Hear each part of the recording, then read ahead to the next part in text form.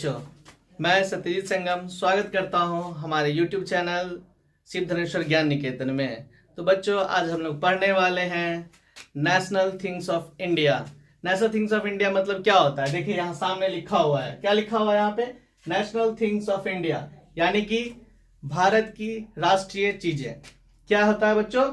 भारत की राष्ट्रीय चीजें। नेशनल मतलब क्या होता है? राष्ट्रीय होता है। थिंग्स मीन्स होता है वस्तु बोल सकते हैं या चीजें बोल सकते हैं, जो आपको मतलब सुटेबल वर्ड लगे वो यूज कर सकते हैं। उसके बाद होता है इंडिया। इंडिया मतलब हमारा भारत, हमारा देश जो है इंडिया। इसका जितना भी नेशनल चीज है, जो राष्ट्रीय वस्तु है, राष्ट्रीय चीजें हैं, प्रमुख रूप से जानते कितने हैं? नहीं जानते होंगे आप लोग, शायद कुछ बच्चे जानते भी होंगे। तो उस चीज को हम लोग आज पढ़ लेते हैं। तो टोटल जो होते हैं नेशनल चीजें होती हैं वो 17 होती है। वैसे कहने को और बहुत सारी चीजें होती हैं, बट वो नेशनल सिंबल में उसको सेट किया गया हुआ है, ना कि उसको अडॉप्ट किया गया हुआ है गवर्नमेंट द्वारा। तो अडॉप्ट जितना भी चीज किए गए, यानी कि उसको क्या कहते हैं? अडॉप्ट मतलब कह सकते हैं कि उन्हें अपनाया गया हो गवर्नमेंट द्वारा। तो वो सिर्फ 17 चीजें हैं, उसके बारे में आज हम लोग पढ़ने वाले हैं। तो आगे बढ़ते हैं। वैसे देख सकते हैं यहाँ पे कुछ चीजें का जो है वो पिक्चर्स दिए होंगे, गौर से आप लोग देख लीजिए कि क्या क्या पिक्चर्स हैं, और बाद में आप लोग इसको कमेंट करके हमें बताएंगे ये जो फिगर्स हैं, ये जो चित्र बने हुए हैं वो किस किस चीज के चित्र बने हुए हैं। ये सारी हमारी नेशनल चीजें के चित्र बने हुए हैं, ठीक है? तो आगे बढ़ते हैं। तो देखिए हमारा पहला जो चीज है वो है हमारा national flag. National flag means क्या होता है? राष्ट्रीय झंडा।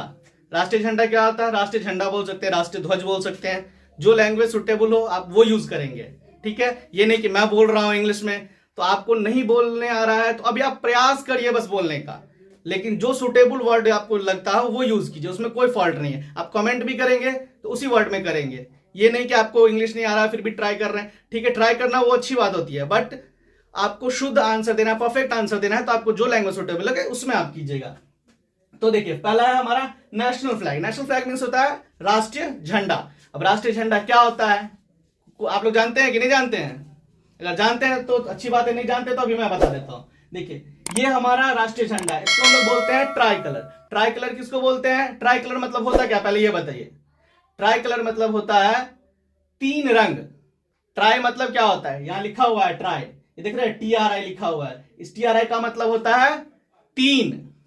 ट्राई का मतलब क्या होता है? 3 होता है। हम लोग काउंट करते हैं ना, 1 2 3, तो ये हो गया हमारा 3। तो ट्राई का मतलब 3। तो यहां भी देखिए काउंट करके 1 2 3, यहां 3 दिया हुआ है, 3 कलर अलग अलग है, इसका मतलब हुआ ट्राई। और यहां कलर लिखा हुआ है उसके बाद में, तो कलर का मतलब होता है रंग, यानी कि 3 रंग। उसको आप एक मिक्सचर बनाएंगे, उसको मिलाएंगे जब 3 रंग को, तो वो बनता है तिरंगा। यहां देख रहे हैं हिंदी में लिखा हुआ है तिरंगा। तो ये हमारा 3 रंग है, इसको हम लोग बोलते हैं अपना झंडा बोलते हैं। उसके बीच में देखिए एक चीज दिया हुआ है, ये जो है हमारा, उसको बोलते हैं चक्र। ये चक्र कहां से मिलता है हमें? तो ये अशोक स्तंभ से मिलता है। किससे मिलता है? अशोक स्तंभ से। अब ये अशोक स्तंभ क्या है उसके बारे में हम आगे पढ़ेंगे इसी वीडियो में। तो इस अशोक स्तंभ के बीच में देख रहे हैं यहाँ पे कुछ लाइंस बने हुए हैं, देख रहे हैं लंबा लंबा यहाँ लाइंस बने हुए हैं। तो इस लाइंस को हम लोग क्या बोलते हैं? स्पोक्स बोलते हैं। क्या बोलते हैं? स्पोक्स। अब ये स्पोक्स होता क्या है वो जान लेते हैं, और कितने होते हैं वो भी जानेंगे। तो देखिए कितने होते हैं, तो काउंट करके भी आप देख सकते हैं। वीडियो को जूम कर लेंगे या स्क्रीनशॉट ले लेंगे आप, और उसके बाद में इसमें काउंट करेंगे और हमें कमेंट करेंगे कि ये कितने सारे हैं। तो मैं बता देता हूं, वैसे अभी फिलहाल में आप लोग भी काउंट करके हमें कमेंट कर दीजिएगा। ये टोटल जो ये लाइंस है यहाँ पे बने हुए, ये 24 होते हैं। कितने होते हैं? 24 होते हैं।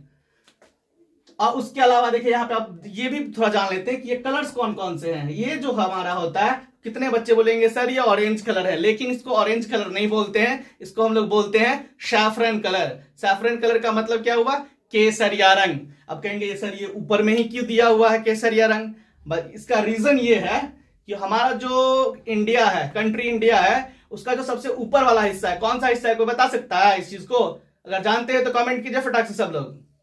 तो ये जो ऊपर वाला है, ये हमारा इंडिया का ऊपरी हिस्सा को दिखाता है। ऊपरी हिस्सा यानी कि जो इंडिया का सबसे अप साइड में है। मैप देखेंगे इंडिया में तो नॉर्थ साइड यानी उत्तर की दिशा में जो सबसे ऊपर में होता है उसको हम लोग नॉर्थ साइड बोलते हैं। वहां पे होता है हमारा जम्मू एंड कश्मीर सबसे ऊपर हिस्सा में, और जम्मू और कश्मीर जो है उसी में सिर्फ जो है सो केसरिया एक स्पाइस होता है, मसाला होता है, उसकी खेती की जाती है, जिसका रंग ऐसा ही होता है, बिल्कुल ऐसा ही हूबहू। जब किसी चीज में हम उसको मिक्स करेंगे तो उसका ये रंग इस तरह का बना देगा, इसीलिए इसको हम ऊपर में रखते हैं। और व्हाइट जो बीच में है ये हमारा शांति का प्रतीक होता है, और शांति का प्रतीक होने के कारण इसको हम सेंटर में रखते हैं ताकि हमारी जो पूरी इंडिया वहां पे शांति कायम रह सके। ठीक है, उसके बाद होता है ये ग्रीन कलर। ग्रीन का मतलब होता है हरा, और आप बता सकते हैं कि जो हरा कलर होता है वो कहां कहां आपको देखने को मिलता है। तो मेनली जो हम जानते हैं कि जो ग्रासेस होते हैं, घास होता है, या फिर कोई भी मैदान होता है जो खाली होता है तो उसमें क्या निकलता है, घास उगता है अपने आप। वो घास क्या होता है हमारा, ग्रीन कलर का होता है, हरा कलर का होता है। और इंडिया के मैक्सिमम पार्ट जो है वो ग्रीनरी होती है, यानी कि प्लेन्स होते हैं। प्लेन यानी कि समतल स्थल होता है। समतल स्थल में क्या होता है, घास उगे होते हैं, हरियाली होती है। ये चीज जो हमारा ये ग्रीन कलर है वो उस हरियाली को दर्शाता है। समझ गए बात को? तो और भी थोड़ा इसके जान लेते इसके बारे में। अब देखिए यहाँ क्या लिखा हुआ है, the national flag of India was adopted in its present form during the meeting of constituent assembly held on the 22 जुलाई 1947। ये देख रहे हैं यहाँ कुछ लिखा हुआ है 22 जुलाई 1947। इसका मतलब क्या होता है, तो इसके बारे में पहले जान लेते हैं कि लिखा क्या हुआ है। देखिए यहाँ लिखा हुआ है 22 जुलाई 1947 को हुई संविधान सभा की बैठक के दौरान भारत के राष्ट्रीय ध्वज को उसके वर्तमान स्वरूप में अपनाया गया था।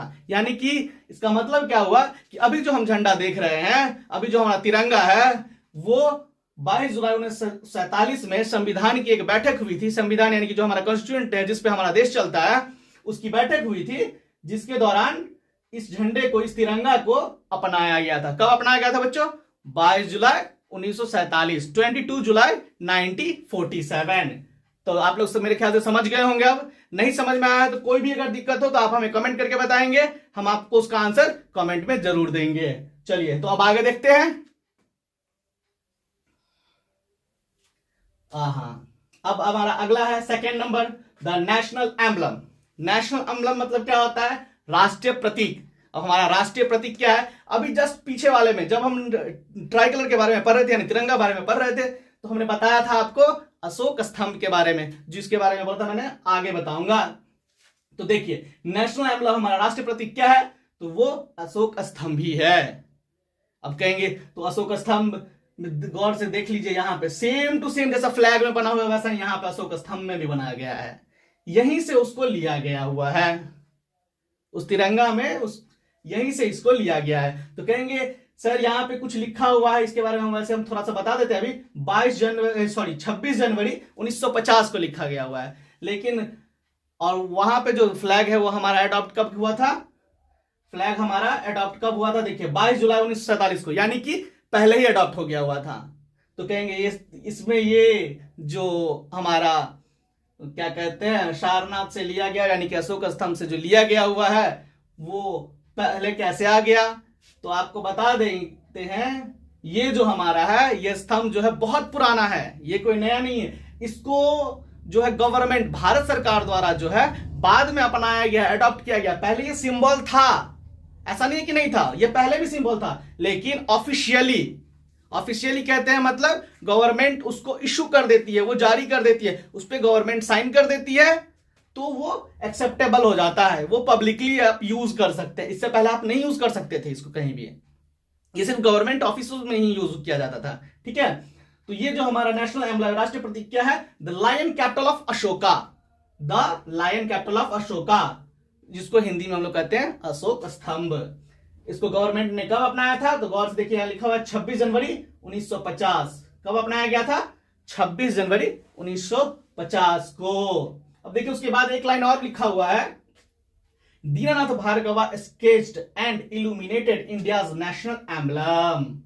इसका मतलब क्या हुआ, दीनानाथ भार्गव ने भारत के राष्ट्रीय प्रतीक को चित्रित और प्रकाशित किया था। यानी कि इसका जो डिजाइन है, ये जो डिजाइन बना हुआ है, इसको सबसे पहली बार जो है वो दीनानाथ भार्गव ने बनाया था। किसने बनाया था बच्चों, दीनानाथ भार्गव ने। तो मेरे ख्याल से आप लोग समझ गए होंगे ये क्या चीज है, ये कब आया था और ये कब इशू किया गया हुआ था। ठीक है, तो चलिए अब आगे देखते हैं नेक्स्ट। अब नेक्स्ट है हमारा नेशनल करेंसी। नेशनल करेंसी मतलब राष्ट्रीय मुद्रा। मुद्रा मतलब क्या होता है, पैसे होते हैं। पैसे तो सब लोग जानते होंगे।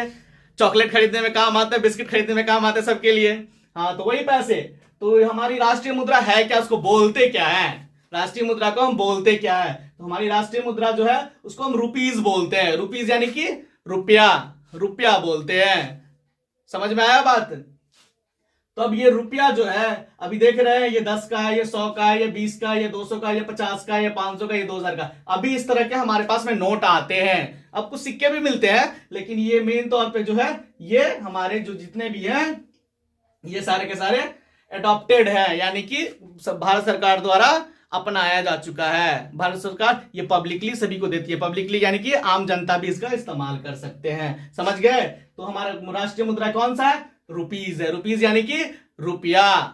अब देखिए एक चीज इसमें लिखा गया हुआ है, रुपी 1 वॉज इंट्रोड्यूस्ड ऑन 13 नवंबर 1917। यानी कि रुपी 1 पहले के जमाने में क्या होता था, यानी कि आज से अप्रॉक्स समझिए ना 1970 है, और अभी क्या चल रहा है 2022। अप्रॉक्स आप समझ सकते हैं 20 से 25 साल पहले या फिर उससे पहले जो है हमारे पास में एक नोट आया करता था, जो 1 रुपए का नोट होता था। अभी 1 रुपए का नोट नहीं मिलता, अब सिक्का मिलता है, लेकिन पहले 1 रुपए का, 2 रुपए का, 5 रुपए का नोट भी मिलता था। अभी वो नहीं मिल रहा है। तो वो जो 1 रुपए का नोट था वो सबसे पहली बार कब चलाया गया था? तो वो 30 नवंबर 1917 को, इसको 30 नवंबर 1917 को लाया गया हुआ था। समझ में आ गई बात? अब उसके बाद में है the Indian rupee sign was designed by Uday Kumar and it was presented to the public by the government of India on 15 July 2010। अब ये क्या चीज है? देखिए यहां पे गौर से देखिएगा, ये जो बना हुआ है यहां पे, ये गौर से देखिएगा, ये वाला जो है ना, ये साइन है, किसी चीज का चिन्ह है। ये चिन्ह क्या है? तो ये हमारे रुपीज का, रुपया का चिन्ह बना हुआ है। इससे पहले हमारे सरकार के पास में, हमारे देश में कोई भी रुपया का चिन्ह नहीं था। हम लोग लिखते क्या थे? आर लिखते थे और एस लिखते थे। क्या लिखते थे? R S. आर एस मतलब हम लोग क्या समझ जाते थे कि हाँ ये रुपया का साइन है, बट ऑफिशियली ऐसा कुछ नहीं था।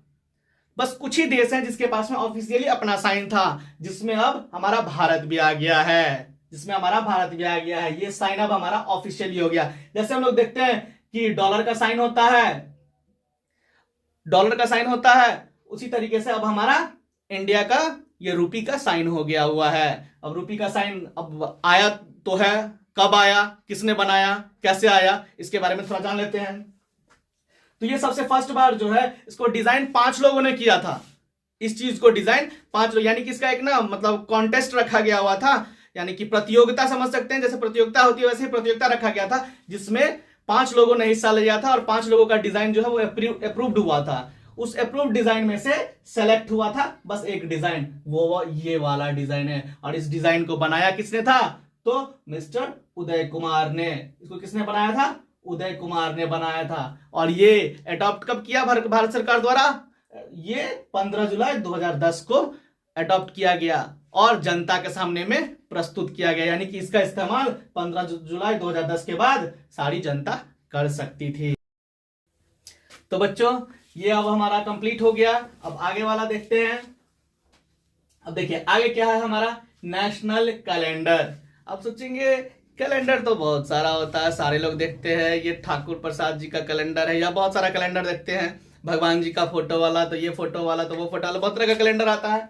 लेकिन जो हमारा नेशनल कैलेंडर है, राष्ट्रीय कैलेंडर जो है हमारा, राष्ट्रीय पंचांग जिसको बोलते हैं, वो मैथिली पंचांग इतना बड़ा जो आता है वो वाला नहीं पंचांग, ये अलग पंचांग है जो हमारे देश में जिसको मान्यता मिली हुई है। तो ये हमारा नेशनल कैलेंडर यानी कि राष्ट्रीय पंचांग जो है, जिसका नाम है साका कैलेंडर। इसको क्या बोलते हैं? साका कैलेंडर, साका पंचांग। अब ये साका पंचांग जो है वो कब अडॉप्ट किया गया था, यानी कि भारत सरकार ने कब लाया था? तो 22 मार्च 1957 को, 22 मार्च 1957 को भारत सरकार ने इसे अपनाया था। समझ में आया बच्चों?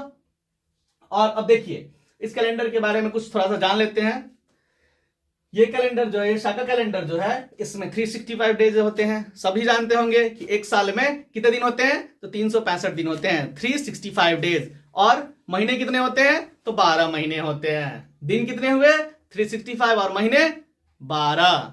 और ये ऐसा ये कैलेंडर बना कैसे? तो जानते हैं थोड़ा सा आगे जाके, यहां देखिए यहां लिखा हुआ है कुछ, जॉर्जियन कैलेंडर। क्या लिखा हुआ है? Georgian calendar. जॉर्जिया नाम का एक देश है, उसके पास में इसी तरह का हूबहू कैलेंडर है। उसी से इंस्पायर होके ये कैलेंडर तैयार किया गया। ये जो साका कैलेंडर आप देख रहे हैं, ये इसका डिजाइन है, इसी तरह का कैलेंडर होता है साका कैलेंडर। और ये जो लैंग्वेज लिखा हुआ है, ये हिंदी में संख्या लिखा हुआ है। जो बच्चे नहीं जानते होंगे कैसा लिखा रहता है हिंदी में, तो ये हिंदी में संख्या लिखा हुआ है। साका कैलेंडर इसी तरीके से बनता है। वैसे अब तो साका कैलेंडर को बनाने के लिए वो इंग्लिश वाले नंबर्स का भी इस्तेमाल करते हैं, जो संख्या होता है 1 2 3 4 लिखा होता है। ये भी 1 2 3 4 ही है, ऐसा नहीं है कि ये दूसरा कुछ है। ये भी 1 2 3 4 ही लिखा हुआ है, लेकिन जो इंग्लिश वाले लेटर्स होते हैं, इंग्लिश वाला जो नंबर्स होता है, उसका यूज किया जाता है, वो भी साका कैलेंडर ही कहलाता है। वो हमारे सहूलियत के लिए ऐसा बनाया जाता है। समझ में आई बात? ये कैलेंडर जो इंस्पायर हुआ है वो जॉर्जियन कैलेंडर से हुआ है, क्योंकि जॉर्जियन कैलेंडर में भी 365 डेज होता है, 365 दिन होते हैं और 12 महीने होते हैं। समझ में आ गया होगा बच्चों? चलिए तो अब आगे बढ़ते हैं। अब देखिए क्या है, ये क्या है? Oath of allegiance. Oath of allegiance क्या होता है? ओथ ऑफ एलिजेंस यानी कि निष्ठा की शपथ। निष्ठा की शपथ जो हम लोग रोज लेते होंगे। अगर आप पढ़ाई करते हैं, किसी स्कूल में जाते हैं, तो वहां स्कूल में देखिएगा रोज सुबह सुबह असेंबली लगता है। असेंबली लगता है यानी कि सारे बच्चे को एक लाइन में खड़े करके इकट्ठा किया जाता है, और वहां पे प्रेयर्स होते हैं, प्रार्थना होता है, और प्लेज बोला जाता है। प्लेज यानी कि शपथ लिया जाता है। ऐसे करते हैं ना, ऐसे करके लेते हैं या फिर ऐसे करके लेते हैं, तो वो प्लेज होता है। वो प्लेज का मतलब क्या होता है? वही हमारा निष्ठा की शपथ होती है। वो हमारी निष्ठा की शपथ होती है। जैसे हम लोग बोलते हैं ना, India is my country, all Indians are my brother and sister, तो ये हमारा शपथ है। तो वो हमारा नेशनल शपथ किसको बोलते हैं? जो हमारा ओथ ऑफ एलिजेंस है, निष्ठा की शपथ क्या होती है? नेशनल प्लेज होता है, राष्ट्रीय प्रतिज्ञा। उसको क्या बोलते हैं हम लोग? राष्ट्रीय प्रतिज्ञा। इसको भारत सरकार ने 1965 ईस्वी में, यानी कि 26 जनवरी को 1965 ईस्वी में इसको अडॉप्ट किया गया हुआ था। भारत सरकार ने अपनाया था। समझ में आई बात? और इसको पहली बार लिखा था किसने? यानी कि ये जो लिखा हुआ, ये प्लेज जो लिखा हुआ, ये नेशनल प्लेज, यहां पढ़ सकते हैं गौर से। आप लोग इसका स्क्रीनशॉट रख के इसको कॉपी में लिख लेंगे और इसको याद करेंगे। India is my country, all Indians are my brother and sister, I love my country and I am proud of its rich and varied heritage. I shall always strive to be worthy of it. I shall give respect to my parents, teachers, and all elders, and treat everyone with courtesy. To my country and my people, I place my devotion. In their well-being and prosperity alone lies my happiness. जय हिंद। ऐसा आप लोग school में रोज बोलते होंगे। ये एक शपथ है जो स्कूल में बच्चे रोज लेते हैं। तो इसको सबसे पहली बार लिखा गया हुआ था, वो इस भाषा में नहीं लिखा हुआ था। ये जो इंग्लिश में देख रहे हैं ना आप, इंग्लिश में नहीं लिखा हुआ था, ना ही हिंदी में लिखा हुआ था। ये बनाया गया हुआ था पीताम्बरी वेंकट सुब्बाराव द्वारा। किसने बनाया था? पीताम्बरी वेंकट सुब्बाराव। किस लैंग्वेज में बनाया था? तो तेलुगु भाषा में बनाया था। तेलुगु भाषा में इसे पहली बार लिखा गया हुआ था। फिर उसके बाद में ये जो है ना 26 जनवरी 1965 के बाद जो है इसको अलग अलग भाषाओं में ट्रांसलेट किया गया हुआ था। तो मेरे ख्याल से समझ गए होंगे। कोई दिक्कत होगा तो आप लोग कमेंट करेंगे, और सारा कुछ समझ में आ रहा होगा, वीडियो अच्छा लग रहा होगा तो आप इसको लाइक भी कर सकते हैं, और अपने जो दूसरे दोस्त होंगे उनको आप शेयर भी करेंगे। और अगर आप इस चैनल पे नए हैं तो सबसे पहले सब्सक्राइब कर ले इसको। चलिए तो आगे बढ़ते हैं। हाँ, अब आगे वाला क्या है? National river. National river, river मतलब क्या होता है? जानते हैं? नहीं जानते हैं तो देखिए यहां पे लिखा हुआ है राष्ट्रीय नदी। हमारी राष्ट्रीय नदी कौन सी है? सभी जानते होंगे मेरे ख्याल से। राष्ट्रीय नदी हमारी गंगा है। ये देखिए, ये गंगा रिवर है। अब कहेंगे ये अजीब सा ड्राइंग बनाया हुआ है, ये कौन सा ड्राइंग है? देखिए ये गंगा रिवर का ड्राइंग है। गंगा रिवर कहां से स्टार्ट होती है और कहां तक जाती है इंडिया में?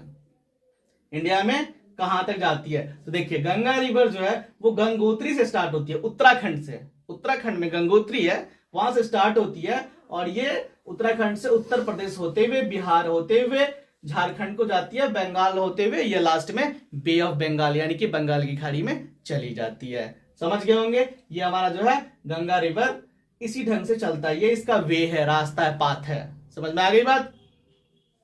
अब देखिए इससे पहले भी जो नेशनल रिवर जो है ना अभी हमारा गंगा, वो पहले हमारा नेशनल रिवर नहीं था, बस ये एक सिंबल था, ये एक चिन्ह था कि हाँ हमारे देश में ये नदी है। बट इसको जो है डॉक्टर मनमोहन सिंह जो हमारे प्राइम मिनिस्टर रह चुके हैं, पूर्व प्रधानमंत्री हैं, उन्होंने 4 नवंबर 2008 को इसको राष्ट्रीय नदी घोषित कर दिया। इससे पहले हमारी ये राष्ट्रीय नदी नहीं थी। लोग जानते हैं कि हाँ ये राष्ट्रीय नदी है, पहले भी बोलते थे ये राष्ट्रीय नदी है, राष्ट्रीय नदी है, बट ऐसा कुछ नहीं है। ये 4 नवंबर 2008 को 4 नवंबर 2008 को हमारे जो भारतीय प्रधानमंत्री थे मनमोहन सिंह, उन्होंने इसको राष्ट्रीय नदी घोषित कर दिया। मेरे ख्याल से समझ गए होंगे। तो अब आगे बढ़ते हैं। अब देखिए इसको पहचानते हैं कौन है? पहचानते कि नहीं पहचानते हैं? ये है हाथी राजा। कौन है? हाथी राजा।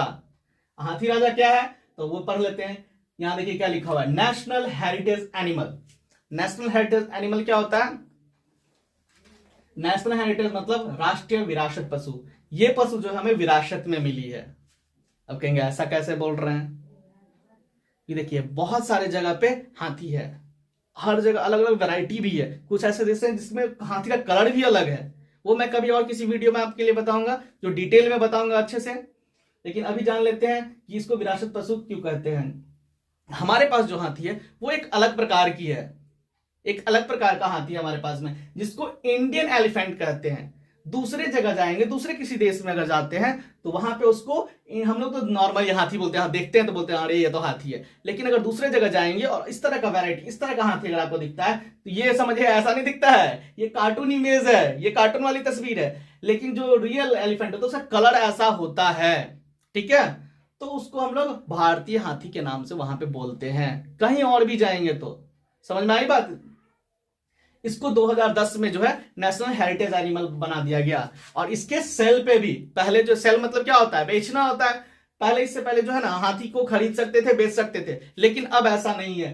2010 के बाद से जो है इसका खरीद बिक्री जो है वो बंद हो चुका है। ये सिर्फ हेरिटेज है, हमें विरासत में मिली हुई है, ये हमारी विरासत है। अब इसको हम बेच नहीं सकते, खरीद नहीं सकते, बस देख सकते हैं। अगर इसको देखना है आप किसी भी जू में चले जाएंगे, चिड़ियाघर में चले जाएंगे, आपको देखने को मिल जाएगा। समझ में आई बात। तो अब ये जो है एनिमल हमारा हेरिटेज एनिमल, इसको आप लोग ध्यान में रखेंगे कि हमारा नेशनल एनिमल और नेशनल हेरिटेज एनिमल दोनों अलग अलग चीज है। नेशनल एनिमल के बारे में भी हम पढ़ने जा रहे हैं, लेकिन नेशनल हेरिटेज एनिमल अलग है। ये नहीं सोच लीजिएगा कि हमारा नेशनल एनिमल हाथी हो गया है, ऐसा कुछ नहीं है। ये हमारी विरासत पशु है, गौर कीजिएगा इस बात पे। ये हमारी राष्ट्रीय विरासत पशु है, नेशनल हेरिटेज एनिमल है। समझ गए? चलिए अब आगे बढ़ते हैं। अब देखिए अब क्या आया, नेशनल एनिमल, राष्ट्रीय पशु। आप लोग बता सकते हैं ये क्या है? पहचान के बताइए, जल्दी जल्दी कमेंट करिए, पहचानिए इसको, ये क्या है? ये हमारा जो है वो रॉयल बंगाल टाइगर है। तो कहेंगे ऐसा नाम पड़ा हुआ है भाई, रॉयल बंगाल टाइगर ऐसा क्यों पड़ा हुआ है? रॉयल मीन्स होता है शाही, यानी कि जो राजा होते थे ना उन लोगों के यहाँ रॉयल मेंशन होता था, कहते थे ये रॉयल मेंशन है, यानी कि ये शाही बिल्डिंग है, शाही मकान है, शाही दरबार है, ऐसा करके बोलते थे। ऐसे किसी तरीके से ये जो है वो शाही बाघ है, रॉयल टाइगर, यानी कि अपने प्रजाति में ये सबसे बलवान, सबसे ताकतवर है, यानी कि इस बाघों की श्रेणी में ये बाघों का राजा है। इसीलिए इसको जो है हमारा नेशनल एनिमल डिक्लेयर किया गया, घोषित किया गया। कब घोषित किया गया? तो अप्रैल 1973 में, अप्रैल 1973 में, अप्रैल 1973 ईस्वी में इसको जो है हमारा नेशनल एनिमल घोषित कर दिया गया है। अब इसमें कुछ ना कुछ तो अंतर होगा। ये अंतर है कि ये सिर्फ इंडिया में पाया जाता है, वो भी इंडिया में हर जगह नहीं पाया जाता है। ये इंडिया में ये हर जगह नहीं पाया जाता है। इसको रॉयल बंगाल टाइगर क्यों कहते हैं? क्योंकि ये बंगाल में पाया जाता है। बंगाल को जानते होंगे आप लोग, वेस्ट बंगाल जानते हैं, वेस्ट बंगाल हमारे भारत में एक राज्य है, उसी जगह पे ये पाया जाता है। ये चीज जो है ये रॉयल बंगाल टाइगर सिर्फ उसी जगह पाया जाता है। तो मेरे हिसाब से आप लोग इसको समझ गए होंगे, इस चीज को आप समझ गए होंगे आप। तो इसमें कोई दिक्कत अगर आ रही है तो आप हमें कमेंट करके बताएंगे, और वीडियो अच्छा लगा होगा तो आप इसको शेयर करेंगे अपने दोस्तों को, ताकि वो लोग भी इस जानकारी को देखें और समझे।